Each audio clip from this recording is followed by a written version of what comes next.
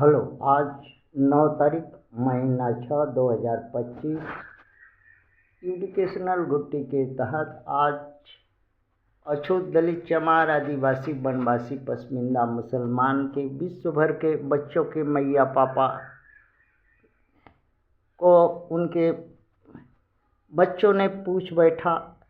समाचार पत्रों में देख रहा है कि विश्व के नॉर्थ अमेरिका में, रसिया में, फ्रांस में, यूके में, चाइना में, इंडिया में, पाकिस्तान में, इजराइल में, नॉर्थ कोरिया में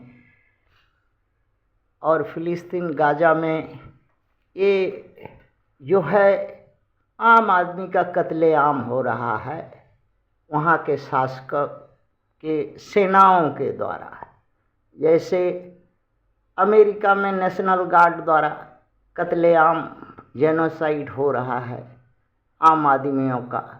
इंडिया में आरएसएस वाहिनी के द्वारा गुंडा वाहिनी जो भारत का मिलिट्री कहलाती है, उसी तरह से पाकिस्तान में, फ्रांस में, यूके में, चाइना में और देशों में।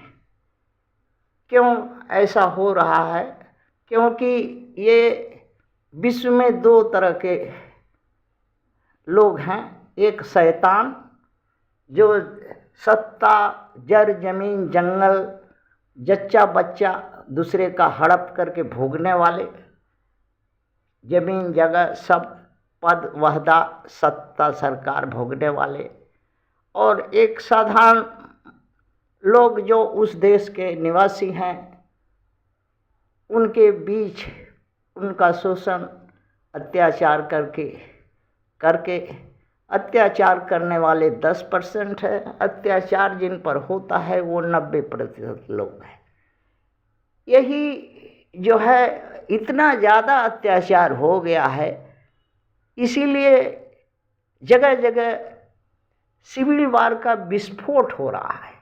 जैसे अभी नॉर्थ अमेरिका में देखा जा सकता है कि नॉर्थ अमेरिका जो है अपने धन बल, सेना बल और पैसा के बदौलत हुमड़ा चुमड़ा गुंडा बदमाश से सत्ता सरकार बना लिया। रसिया में अपने गुंडई के बदौलत 10% के लोग सत्ता सरकार में बैठे हुए हैं।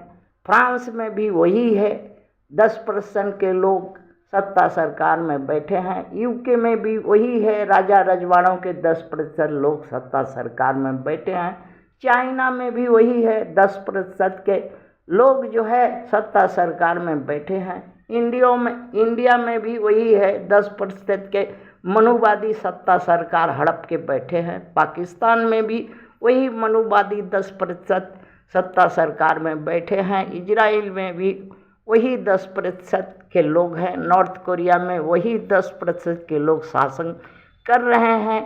वही 10% के लोग के पास एटॉमिक हथियार है, मिसाइल है, सब कुछ है, सेना है, पुलिस है, गुंडा है, हर सब सारा संपत्ति है, धन है, इंडस्ट्री है, सब कुछ है।